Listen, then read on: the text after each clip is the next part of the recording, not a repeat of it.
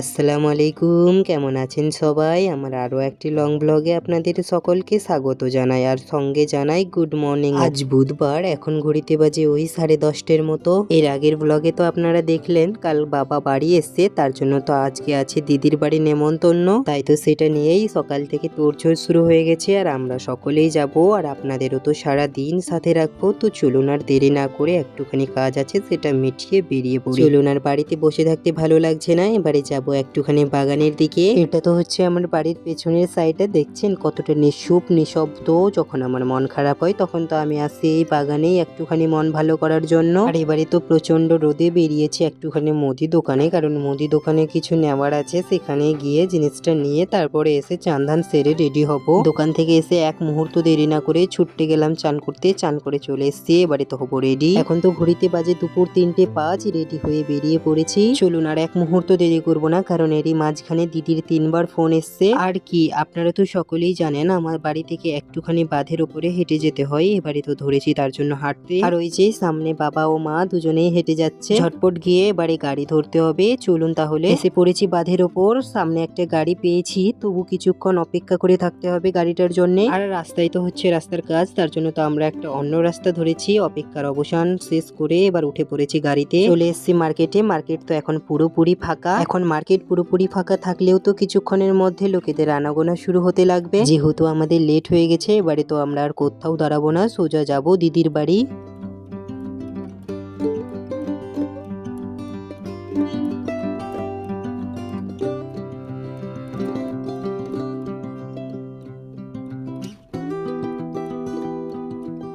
টুকটুক করে এগিয়ে এসেছি অনেকটা পথ। আর এই জমিগুলোতে চাষ করা হয়েছিল গম, আপনাদের তো এর আগের ভিডিওতে দেখিয়েছিলাম। হারভেস্ট দিয়ে সমস্ত গম কেটে নিয়েছে, আর গমের যে অবশিষ্ট অংশগুলো পড়ে থাকে সেটা তো পুড়িয়ে ছাই করা হয়েছে জমিতেই। তবে আপনারা একবার আকাশের অবস্থা দেখেন, কিরকম মুখ ভার করে বসে আছে। বেশিক্ষণ হয়নি, যখন বাড়ি থেকে বেরোলাম তখন তো আকাশের অবস্থা ছিল একেবারেই পরিষ্কার পরিচ্ছন্নতা, আর এখন তো মুখ ভার করে বসে আছে। মনে হচ্ছে এই কিছুক্ষণের মধ্যে বৃষ্টি নামবে। আর রাস্তার পাশের এই অশ্বত্থ গাছটি দেখেন কিরকম ডানা মেলে সবাইকে আগলে রেখেছে ছায়ার মধ্যে। চলুন, আপনাদের সাথে গল্প করতে করতে এগিয়ে এসেছি অনেকটা পথ।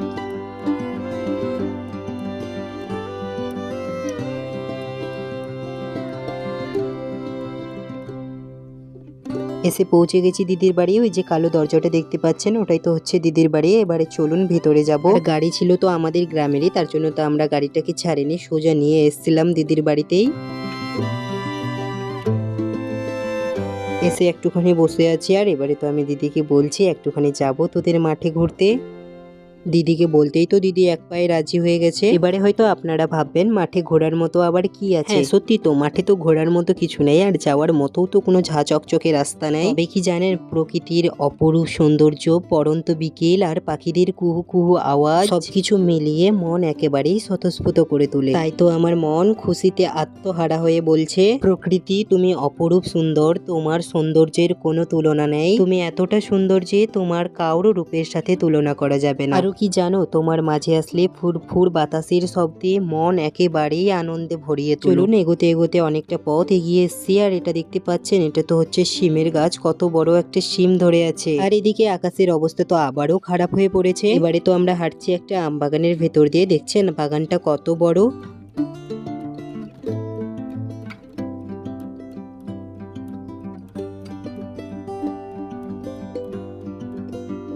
বেরিয়ে এসছি আমবাগান থেকে, আর এই জমিটাতে তো চাষ করা হয়েছে পাট। দাঁড়ান একটুখানি জুম করি, দেখছেন কিরকম ছোট্ট ছোট্ট পাট গাছ বেরিয়েছে। আর এদিকে চাষ করা হয়েছে ধান। ধান হতে তো এখনো অনেকদিন সময় লাগবে। দাঁড়ান একটা বেগুনের জমি দেখাই, দেখছেন কিরকম বেগুন চাষ করা হয়েছে। তবে এখন তো বেগুনের সিজন শেষ হয়ে গেছে, এবারে তো কিছুদিনের মধ্যে মনে হয় গাছগুলো তুলে ফেলবে। এবারে তো চলে এসেছি ভুট্টার জমিতে, দেখছেন কিরকম ভুট্টা হয়েছে। একটা গাছে দুটো করে মোচা বেরিয়েছে।